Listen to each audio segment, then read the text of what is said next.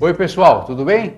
Ralph Peter com vocês novamente, programa Livros em Revista, que vai ao ar toda quarta-feira às 19 horas pela nossa BCC Television, que sempre tem o firme propósito de levar até vocês um bom entretenimento com uma qualidade extra, excelente de cultura.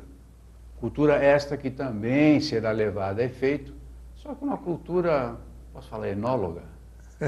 Uma cultura enóloga, etílica enóloga, mas de boa qualidade também, que eu tenho certeza vai fazer vocês correrem para visitar os países da Europa, que são vitivinicultores. Viticultores. Isso aí mesmo. Ao meu lado aqui, já estamos abrindo todos os canais aqui, Milton Mira de Assunção Filho. Uma pessoa que viajou e viaja pelo mundo todo sempre para conhecer as melhores vinícolas, para poder oferecer para vocês uma boa qualidade de informação. Já já a gente passa para ele.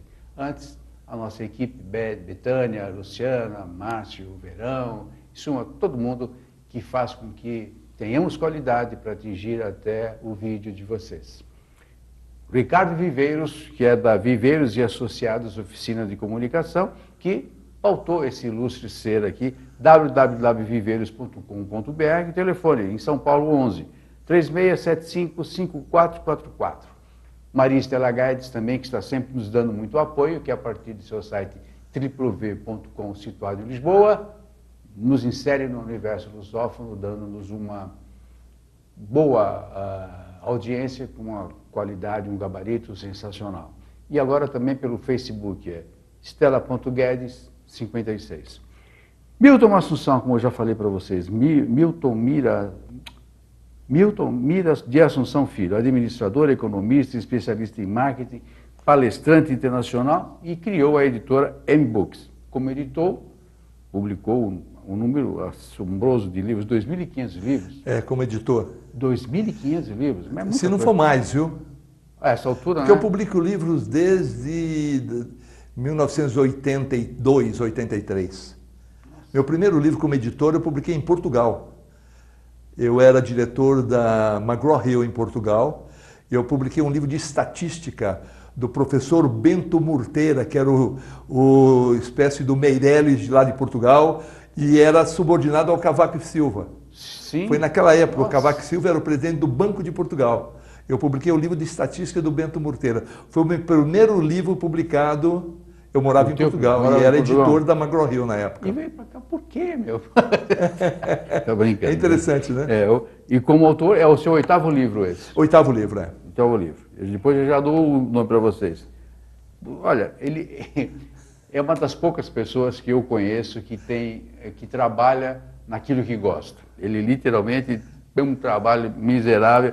Como é estafante o seu trabalho? Eu fico, nossa, olha, fico com pena de você. Eu publico por ano, fico com pena. Todo ano eu publico cerca de 30 a 60 livros como editor. E publico nos últimos tempos pelo menos um livro de minha autoria a cada 2 anos. Chama M-Books a tua editora? M-Books. Antigamente eu tinha uma editora chamada Macron Books. Macron Books. Essa era a minha editora. Eu publicava muitos livros de informática, livros universitários, qual é a linha marketing. Qual é a linha dele? Rapidamente, só para...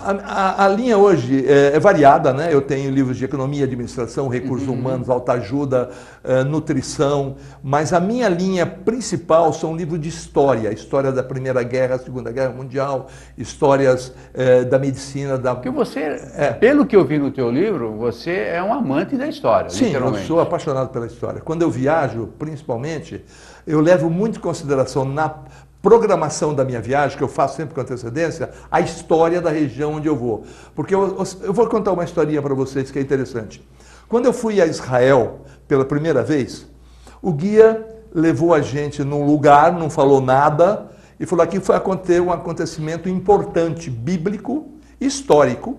Nós descemos, era um vale, tinha 2 morrotes, e ele falou assim, simplesmente assim: do lado de lá estavam os hebreus, do lado de cá estavam os filisteus. Os filisteus tinham um gigante chamado Golias.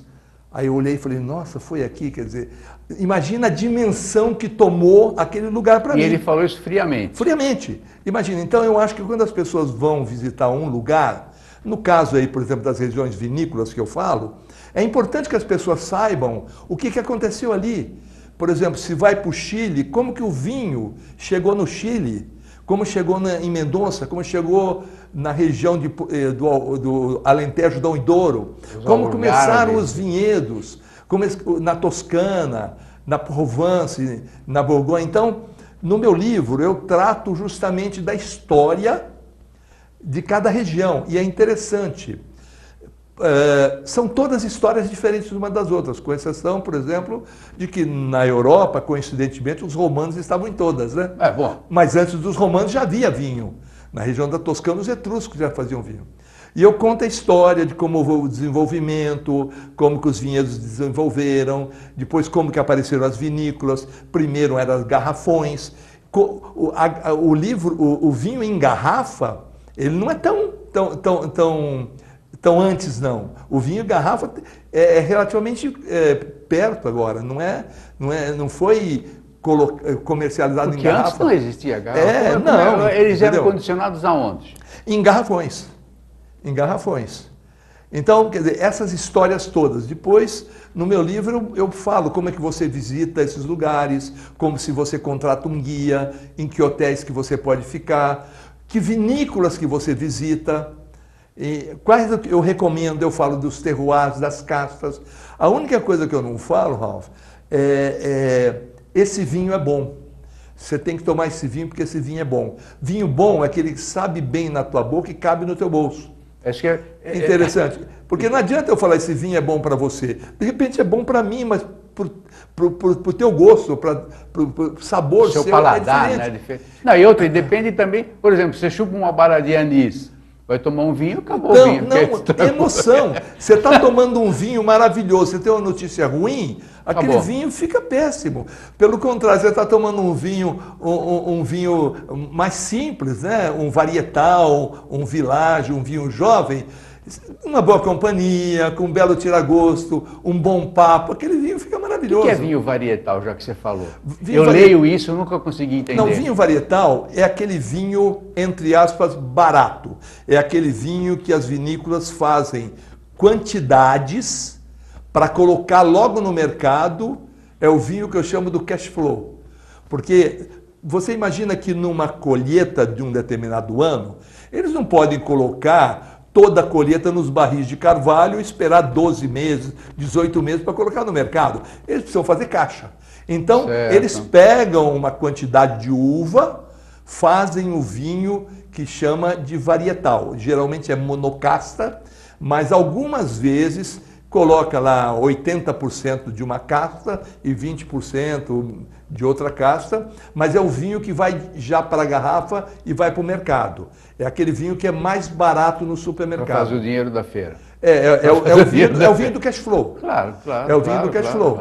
E é interessante que o vinho varietal, muitas vezes, quando está os cachos na videira, eles já determinam quais são os lotes que vão gerar vinhos varietais e quais os lotes que vão para a barrica. Por quê? Aqueles que vão para a barrica para ficar 12, 18 meses, eles cortam alguns cachos para reduzir, para que os cachos que ficam tenham mais nutrientes. A uva sai mais encorpada. Os varietais, eles deixam o número de cacho que a videira deu. Entendeu? Então fica... E aí tira de uma vez só. Para poder dar quantidade. Agora, acontece que esses vinhos, essas uvas que saíram desses lotes que foram podados, que foi reduzido para concentrar mais nutrientes, na hora de fazer o vinho não fica tão bom. Isso pode acontecer, entendeu? Mas a ideia é essa. Quando que você foi fisgado pelo vinho? Porque acho que isso deve ser uma coisa assim... Um assombro. Meu pai já tomava vinho, porque eu sou neto de português, né? Meu pai, a gente brincava que ele era português, mas ele era brasileiro, né? Porque ele tinha tudo de português.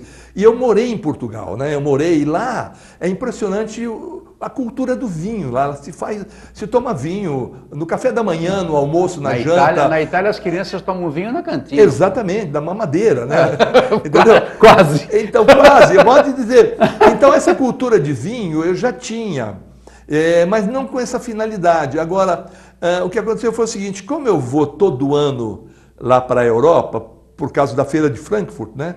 Para acompanhar os lançamentos dos livros, eu aproveitava e ia visitar a Europa em alguns lugares. E acabei me concentrando nos últimos tempos em regiões vinícolas. E aí eu resolvi escrever um blog uma vez e o blog teve um retorno incrível, as pessoas curtiram demais. Aí eu escrevi o segundo blog, o terceiro. Quando eu vi, eu tinha 28 blogs, textos, e aí um amigo falou, Milton, você tem texto para um livro. Eu falei, é verdade. Aí eu revisei, verifiquei que tinha conteúdo para fazer um livro.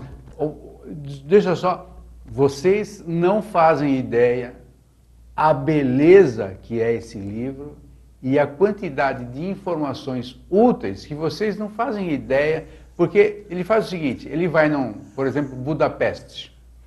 Ele explica a origem do nome Budapeste, o que aconteceu, e fala, e depois ele acaba falando também das vinícolas existentes em Budapeste, assim como faz com a Toscana, com as regiões do Alentejo, Piemonte, e vai por aí. Toda a região da França. Olha, é um livro, inclusive, você trouxe o livro, ele já foi devidamente roubado pela nossa técnica, porque eu não sei se eu vou ter espaço, porque eles devem estar manuseando o livro lá. Você acabou de criar uma baderna na nossa técnica. Porque realmente é muito bonito, digno para você deixar à amostra e muito útil. São informações básicas, não para você se tornar um enólogo ou um profundo conhecedor, mas vale para isso também. Desperta o desejo de conhecer o local, se puder ser agente turístico também. É verdade. Desperta para conhecer o local e conhecer, olha, vinícola é uma experiência única, né? Então, mas aquelas parreiras, aquela coisa maravilhosa. Mas interessante é que eu consegui colocar no livro um ritmo interessante de leitura que o pessoal tem elogiado, que você começa a ler o livro... Você não consegue parar de ler? E vem história, depois falo dos terroirs, depois eu falo das castas, e eu conto histórias das regiões, né? Isso que é interessante. Eu consigo pensar histórias que muitas vezes as pessoas falam, puxa vida, não imaginava que tivesse essa história nessa região. Eu tenho histórias que eu conto no livro de Portugal, que os portugueses não sabiam. Eu tenho histórias que eu conto, por exemplo, da região de Mendonça e do Chile, que o pessoal não sabia. Sim, porque estão entendeu? lá, né? Mas porque eu pesquiso, né? Eu faço pesquisas. Eu vou, antes de ir eu pesquiso. Então, quando eu programo a viagem, eu já tenho mais ou menos uma ideia de como vai acontecer. Eu levo 3 máquinas fotográficas, eu mesmo fotografo. Aliás, por falar em fotografia, eu vou pedir para a Luciana inserir na tela, no nosso monitor, olha, essa foto, por exemplo, isso é Portugal? Então, essa foto é uma vinícola chamada Carvalhas. Eu estou ali com o agrônomo e olha, parece uma coxa de retalhos, é o Douro. Atrás, parece uma coxa de retalho. Ali é o Rio Douro, imagina aqueles vinhedos lá. Ficam atrás, né? Atrás. Os montes ali. Assim, os vinhedos ficam assim caindo sobre o rio. E é impressionante, é um lugar magnífico, maravilhoso. É isso que essas visitas que eu faço. Qual é o clima? É quente, frio? Aí é interessante. Quando eu estava conversando com esse agrônomo, estava um calor danado. E aí eu falei para ele assim, puxa vida, será que as cepas, eles não sentem o calor? Ele falou para mim assim, essas cepas, a raiz está a mais de 8 metros de profundidade. Lá embaixo está fresquinho, ele falou. Pergunta para ela falou, não, aqui está fresquinho, aqui está fresquinho. Porque isso é interessante.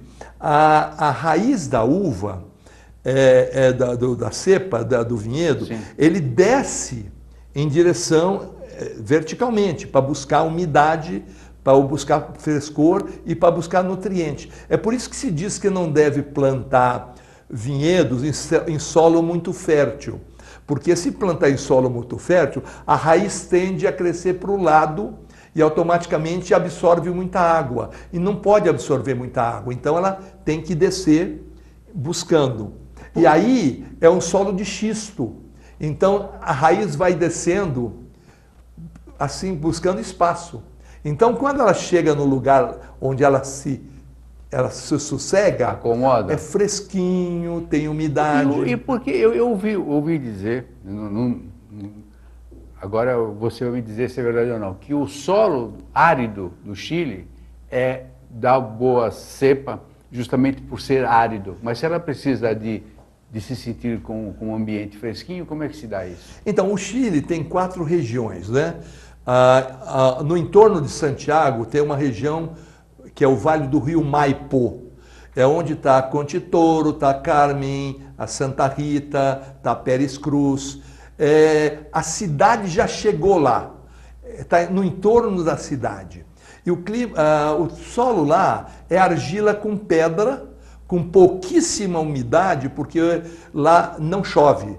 Santiago praticamente não chove, é impressionante. O ano inteiro chove 2, 3, 4 vezes por ano. É deserto. Então tem água por causa do degelo, né? Tem o Rio Maipo é do degelo. Todo o irrigamento é por gotejamento. São os canos de plástico que vai gotejando água. Já ao norte tem o Vale de Casablanca e o Vale do Rio Aconcagua. O Rio Aconcagua é muito parecido com o Vale de Maipo. Já Casablanca não chove nunca, mas olha que coisa interessante. Tem uma espécie de uma cordilheirazinha entre Santiago e o mar, que é Valparaíso.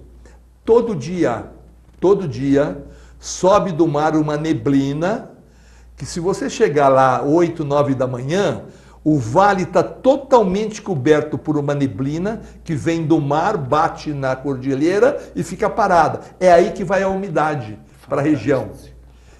A umidade é trazida do mar e para. Não fica salgado? Você sai do túnel, você fala, meu Deus, está um sol maravilhoso do lado de lá do túnel, do lado de cá está totalmente neblina, você não vê. É a umidade que vem do mar que gera a umidade para o vinhedo. E com um pouco, logicamente, de maresia, o solo é arenoso, com pouco argila e um pouco de pedra, que é propício à uva branca. Então lá se planta muito uva para a produção de espumantes. É interessante. Então o Chile tem 4, 5 regiões completamente diferentes. Porque no sul, a 3 horas no sul, tem a região de Colchagua, que é o futuro do vinhedo do Chile, que tem lá a La Postole, a Montes, a Los Vascos, e aí é um solo também de argila e pedra. Então, cada região é interessante.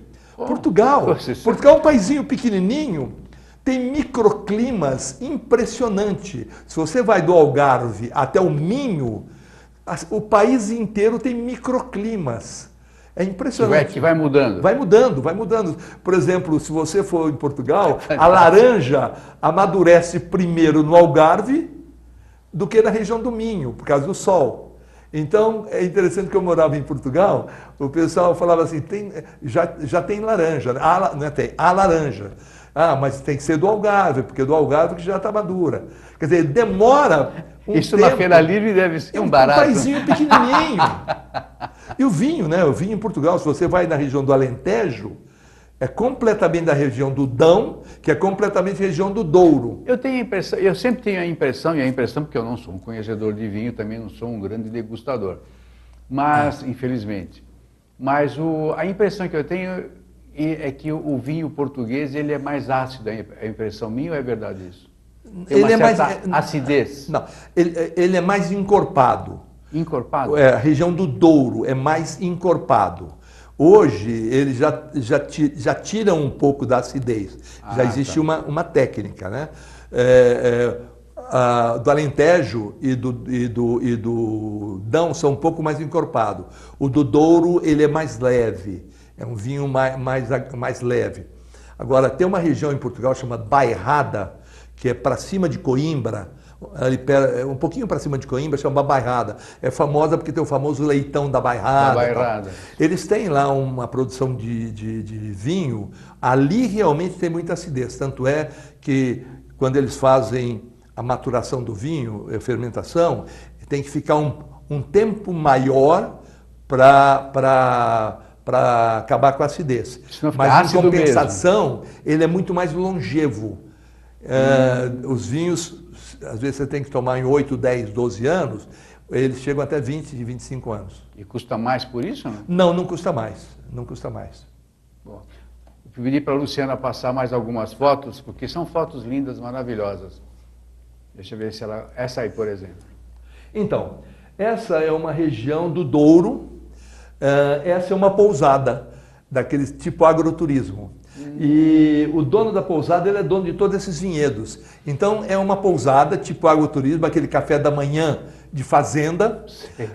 Você tem pão de queijo? Chalés. Tem pão de queijo. Tem os chalés. E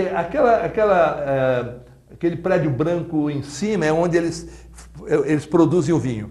Então, você passeia a pé aí pelo esse vinhedo, com o dono, ele vai te contando a história, vai te mostrando, te leva. Você acaba gostando desse... É interessante, porque você fica no meio do agroturismo, você vivencia Deve ali, ser né? Uma coisa maravilhosa. Quer dizer, você ficando aí um dia já é suficiente, você não precisa ficar 2, 3, 4, 5 dias. Eu fiz isso um dia. Eu fiz isso uma vez no Chile, adorei. Adorei. De fato,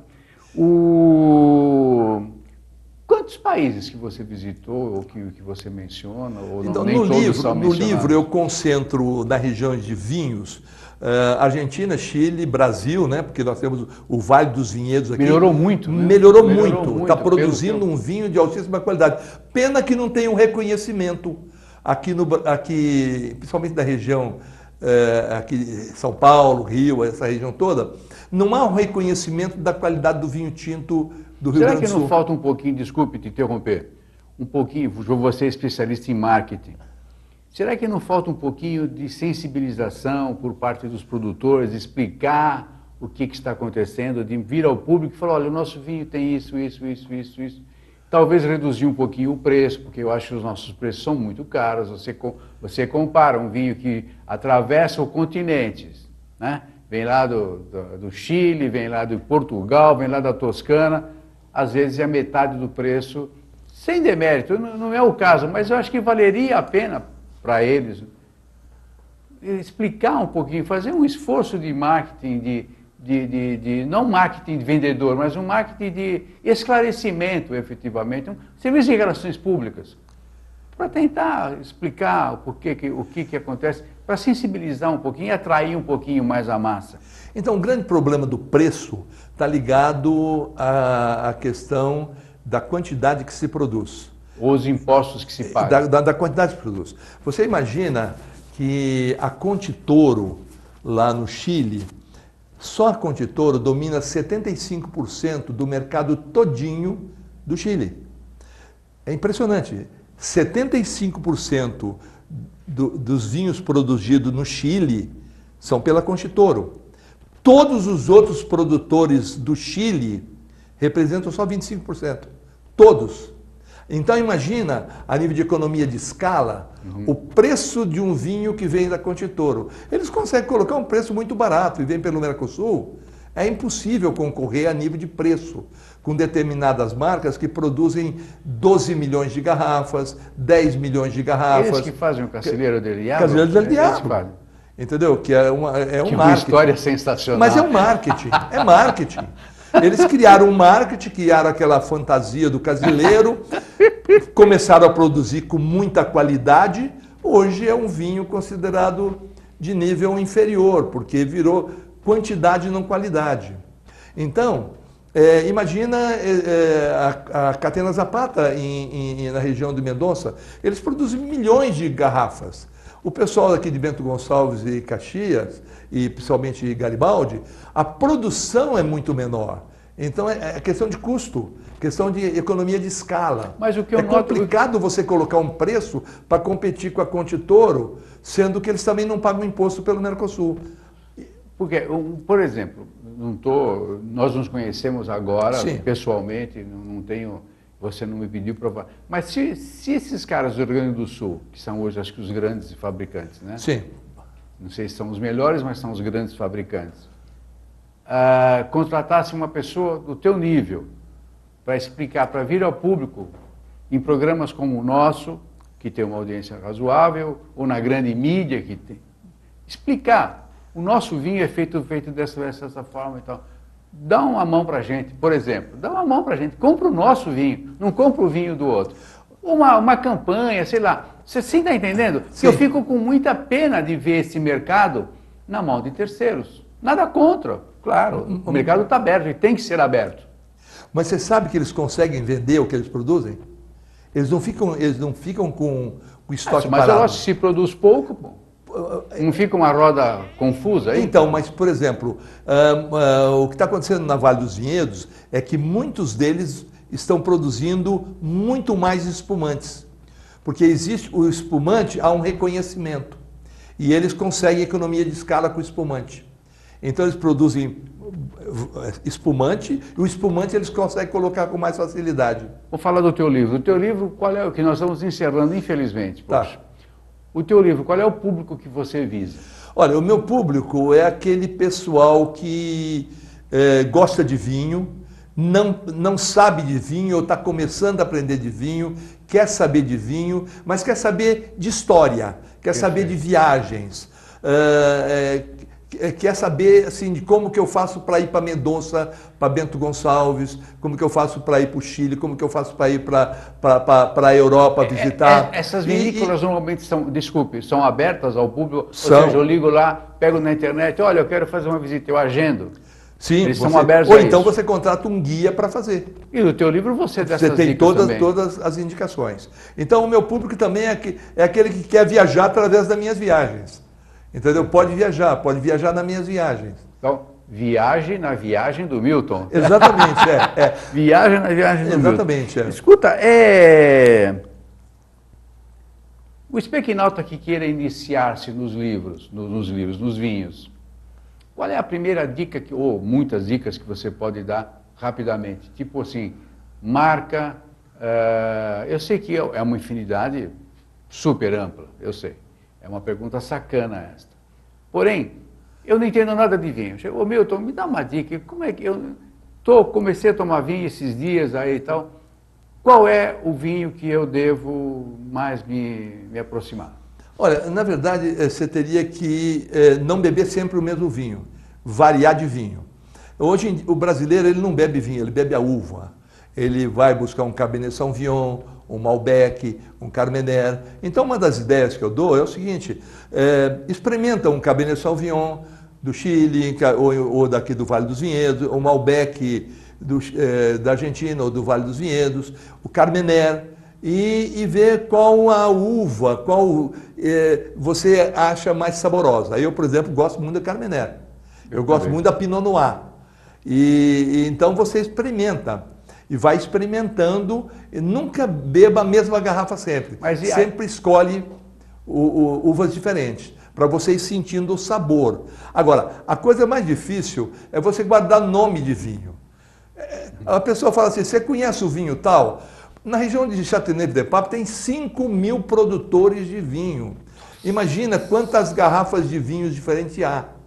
Entendeu? Então, quer dizer, guardar nome de vinho é difícil. Aliás, por isso é que os caras vão nas uvas, né? É por isso que os caras vão nas uvas, exatamente. Agora você falou Châteauneuf-du-Pape. Eu sempre imaginei que Châteauneuf-du-Pape fosse só mas não, é uma região. Tem 5.000 produtores da região da Provence, incluindo Châteauneuf-du-Pape e L'Hermitage. 5.000 pequenos produtores de uva. A história do Châteauneuf-du-Pape é fantástica. E Budapeste, idem, né? Você explica muito bem. Châteauneuf-du-Pape, curiosamente, tem uma história interessante, porque foi quando o papado foi para Avignon, saiu de Roma, foi para Avignon, e o segundo papa de Avignon, ele chamava João 22. E ele que desenvolveu toda a cultura de vinhedos na região da Provence. Hoje a Provence, que produz Châteauneuf-du-Pape, L'Hermitage, toda aquela região deve a economia ao João 22. Talvez tenha sido isso que o nosso Papa mais atual se chamou João 23. Porque ele foi um desbravador, ele foi um Papa revolucionário da época. Um Papa revolucionário. Ele dinamizou a economia da região, estimulou o pessoal a plantar vinhedos, a fazer vinho e estimulou toda a região. Quer dizer, o Papa João 22. É interessante. E o lance do tempo da garrafa, por exemplo, isso aqui é uma safra tal, isso aqui é uma safra tal, olha, como é que eu localizo, por exemplo, um vinho bom, é um vinho de muitos anos? Não tem nada a ver. Tem nada por exemplo, um vinho varietal, um jovem, esses vinhos, você tem que beber em 2 anos, Quanto mais rápido, melhor. Mais rápido, melhor. Os vinhos que ficam 12 meses na garrafa ou 18 meses na garrafa têm tendência de ser mais longevos. Mas não significa o fato dele ficar tanto tempo na garrafa, ele vai ficar melhor. Tem uma exceção, que é o vinho Brunello, da região de Montalcino, que é na região da Toscana. O Brunello, o momento ideal de você beber o vinho Brunello é 12 anos da data que está no rótulo. 12 anos. A partir de um dia depois dos 12 anos, teoricamente, ele começa a perder qualidade. Você pode beber a qualquer momento, mas se você beber 12 anos depois, ele está no auge. E quando você fala no auge, ele fica o quê? Mais denso, mais doce, mais... Não, mais ele está mais assim, mais saboroso, Só Quer isso. dizer, essa questão de denso, encorpado e tudo, mantém, né? Acho que vai também de cada um. E vai perdendo também um pouco do tanino, aquele vermelho intenso vai diminuindo. Você sabe uma coisa que eu nunca, alguns amigos enólogos, olha aqui, coloca o nariz, né, na taça. Sim. Tem aqui o aroma o sabor de morango, não sei o quê. Eu nunca senti nada. Então, isso é interessante. Nada. No meu livro eu cito o dono da Romanée Conti, que é um dos vinhos mais caros do mundo, essa história mais caros do mundo. Ele falou assim, olha, se você não sentir todos esses aromas que o pessoal diz que sente, não se preocupa não, que eu também não sinto. Não, mas tem uma história de um cara que ele do Romanée Conti, que ele foi num restaurante e pediu uma garrafa e o cara trouxe uma outra, porque não? Ele falou, não, é a mesma coisa. Não conheço essa história. Pai, também não vou contar porque ela é longa. Eu achei que você... Está no seu livro isso? Não, da Romanée Conti eu tenho uma história que é o seguinte, que quando eu estava lá em Bonn, que é a região lá, tinha 2 ingleses que estavam querendo comprar Romanée Conti para um evento que ia ter em Londres. Aí o dono do hotel entrou em contato com a Romanée Conti e falou, olha, aqui nós não atendemos, você tem que tentar comprar numa loja, a gente não atende. Eles estão com 20 anos de futuros produções já vendidas. Eles produzem 3 mil garrafas por ano só. 20 anos? E eles foram na loja, encontraram só um Romanée Conti por 18 mil euros. E aí eles compraram 6 Romanée Bon Vivant, que é outro Romanée, por 3 mil euros cada um, 6 vezes 3, 18. Então, por uma garrafa de Romanée Conti, eles compraram 6 outros Romanés.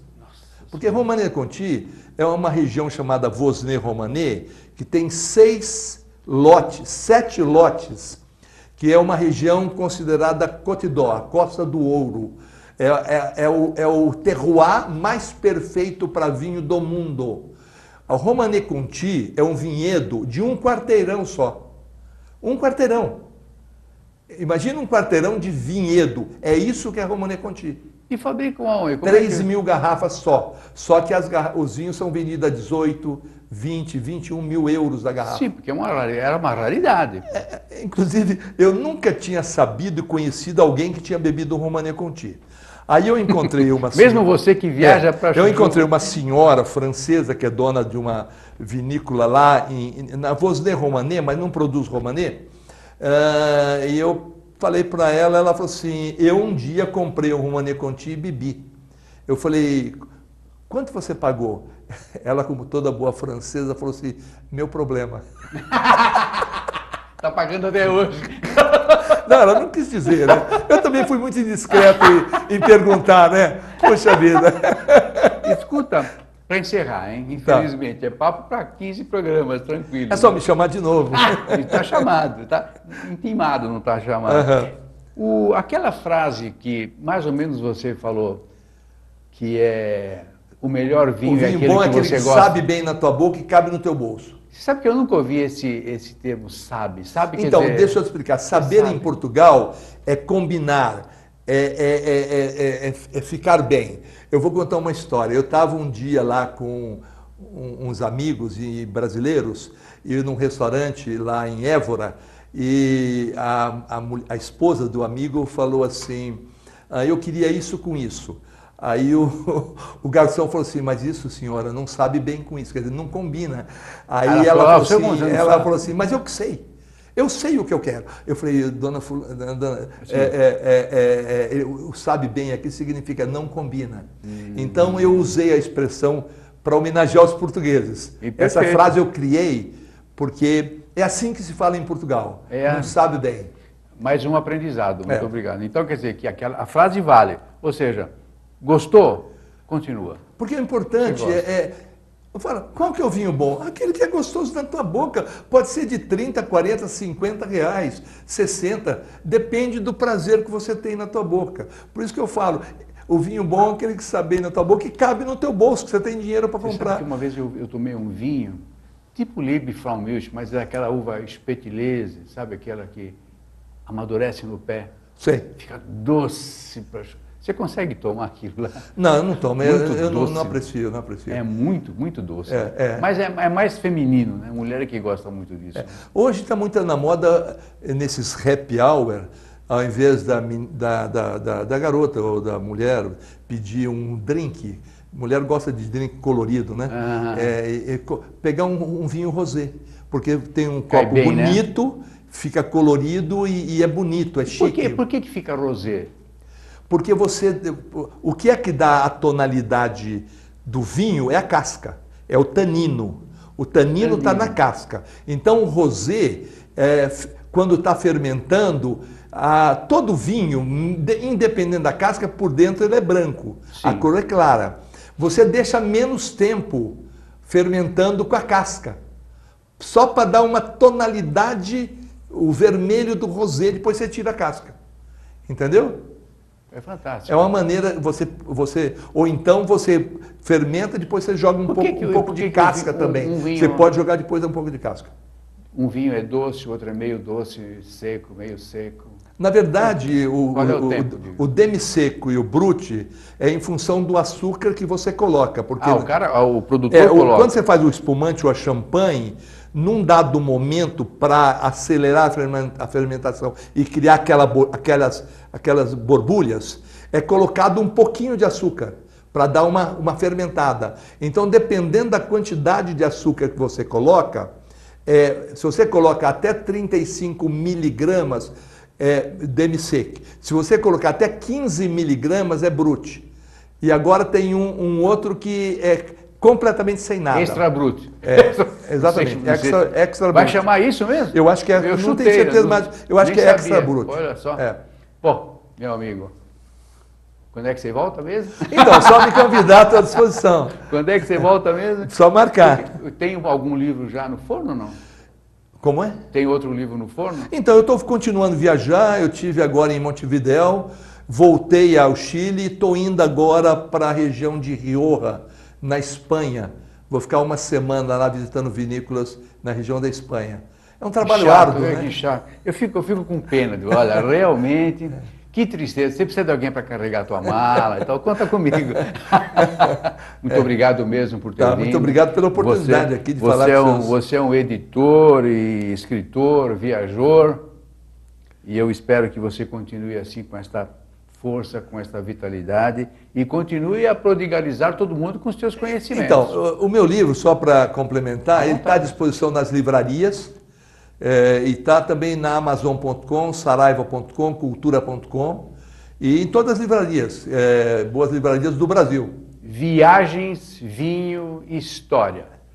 O título reflete efetivamente o que você vai encontrar neste livro, que é maravilhoso, você não consegue parar dele. Acabou com a nossa técnica. Outra coisa também, eu gosto de falar, né? Perceberam bastante. Então, quem quiser me convidar também para fazer palestra, eu estou à disposição. Como é que te acha? Bom, eles o telefone... www. MBooks, ou então blog do Milton. Ou então no telefone 3833-0330, São Paulo. Perfeito. Meu caro, obrigado. Muito obrigado pelo convite e pela oportunidade de falar com vocês. Milton Mira de Assunção Filho. É o homem. Esse cara conhece tudo, um viajante inveterado, boa praça, um bom português de coração e de estima. Pessoal, muito obrigado pela companhia. Até a próxima. Tchau, tchau. Felicidades.